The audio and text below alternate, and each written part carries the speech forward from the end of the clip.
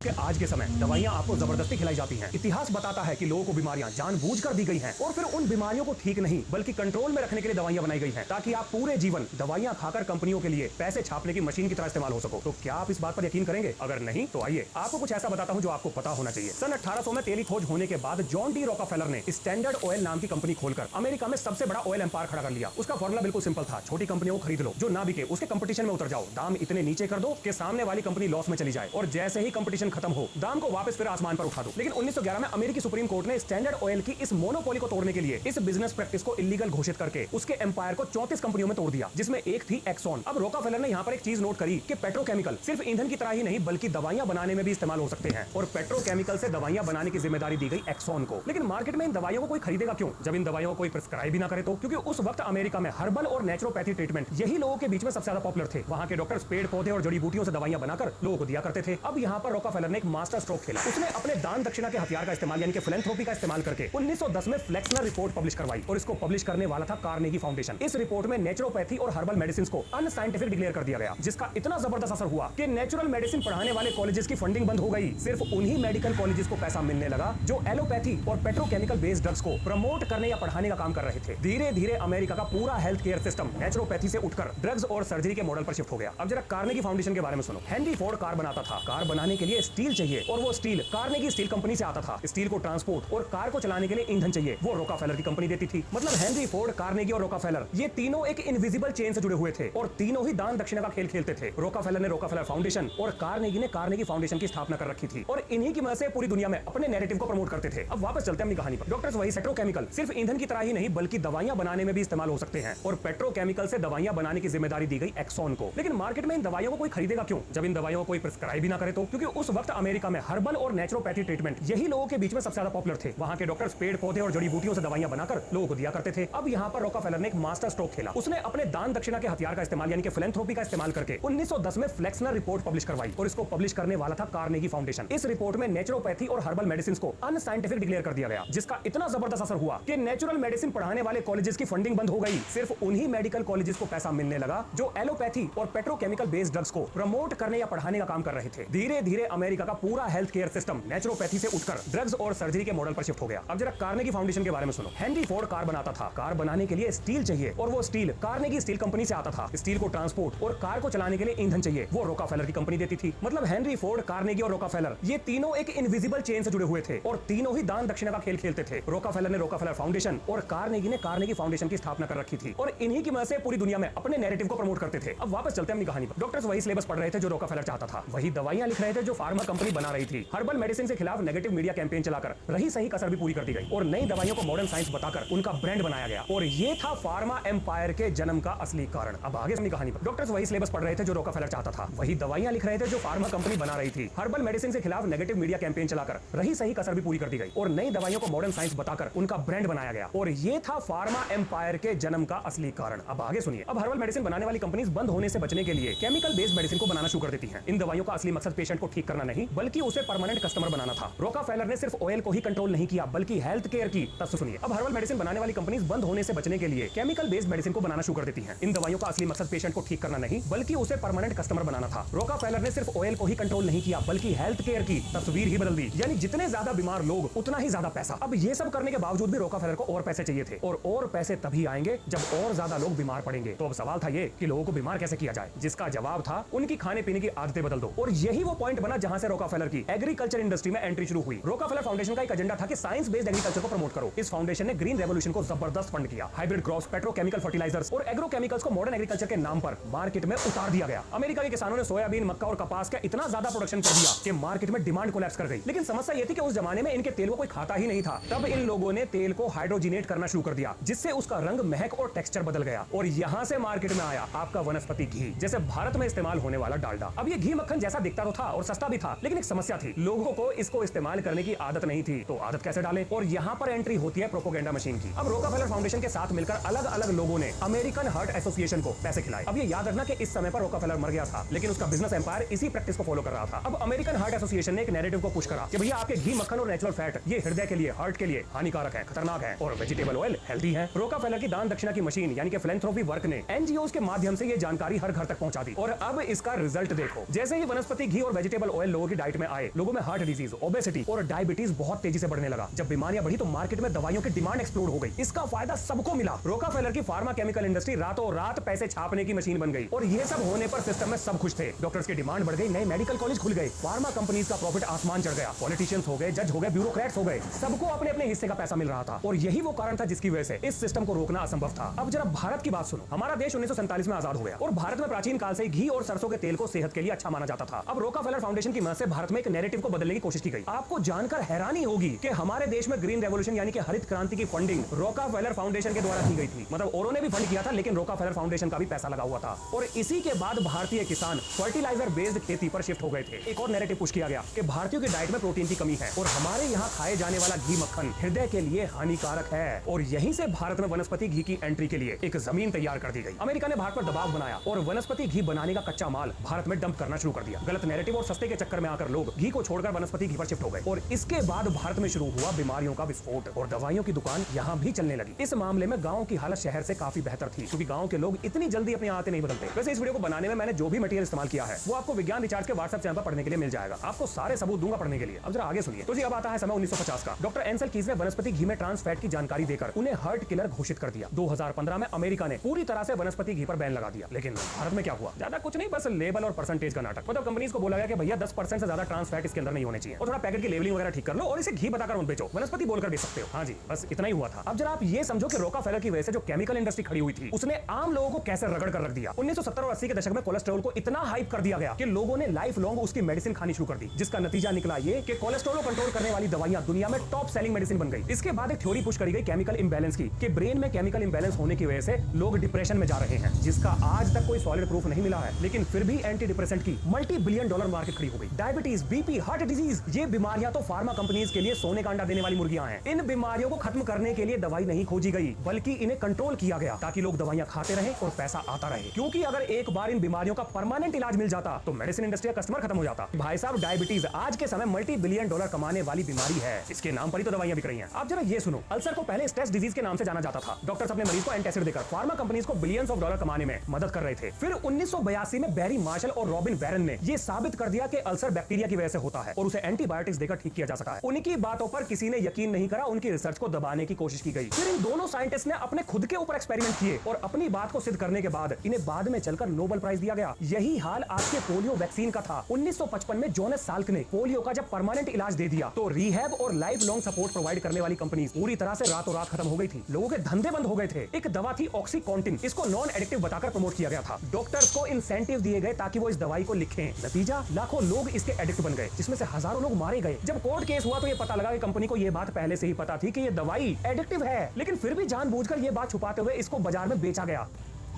VIOXX इस दवा को अर्थराइटिस में पेन किलर की तरह इस्तेमाल किया जाता था, लेकिन ये दवा दिल के लिए बहुत खतरनाक थी। इसकी वजह से हार्ट अटैक आने के चांसेस बहुत ज्यादा थे। फिर भी इस कंपनी ने इस बात को छुपाए रखा। 20 लाख से ज्यादा लोगों ने इस दवाई को इस्तेमाल करा और 60,000 लोग इस दवा की वजह से मारे गए। जब अमेरिका में कंपनी पर केसेस हुए तो कंपनी को मुआवजे के तौर पर बिलियंस ऑफ डॉलर्स खर्च करने पड़े। पर भाई साहब, वो अमेरिका था, वहाँ कानून काम करता है। अगर हमारे यहाँ किसी कंपनी पर केस करना पड़ जाए तो केस लड़ने में जमीन जायदाद बिक जाएगी। आप जरा क्लासिक मोसांटो केस सुनो। एक कंपनी थी मोसांटो, वो वीड किलर यानी कि घास फूस को मारने वाली दवा बनाती थी। उस दवा में जो एक्टिव इंग्रेडिएंट था वो था ग्लाइफोसेट। ये आज भी भारत में बिकता है। अब रिसर्च से ये पता लगा कि ये चीज कैंसर कर सकती है। इस कंपनी के ऊपर केस हुआ तो पता लगा कि कंपनी को ये बात पहले से ही पता थी, लेकिन फिर भी कंपनी ने फेक रिसर्च छपवाई। अमेरिका की एनवायरमेंटल प्रोटेक्शन एजेंसी के अधिकारियों को पैसे खिलाए और लगातार अपना प्रोडक्ट मार्केट में बेचती रही। और इसके बाद मोसांटो खरीद लिया बेयर ने। अब बेयर कैंसर ट्रीटमेंट की दवा बनाती है। अब जरा आप चीजों को जोड़ो, एक ही कंपनी ऐसी चीज बना रही है जो कैंसर करती है और वही कंपनी कैंसर के इलाज में इस्तेमाल होने वाली दवाइयां भी बना रही है। क्या अभी भी आपको ऐसा लगता है कि आप बाई चांस बीमार होते हो? अब इससे ज्यादा मैं और क्या कहूं। लेकिन अब बड़ा सवाल ये है कि आखिर ये सिस्टम काम कर कैसे रहा है।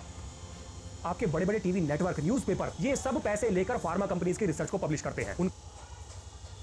Did you know lanterns didn't start with pumpkins at all?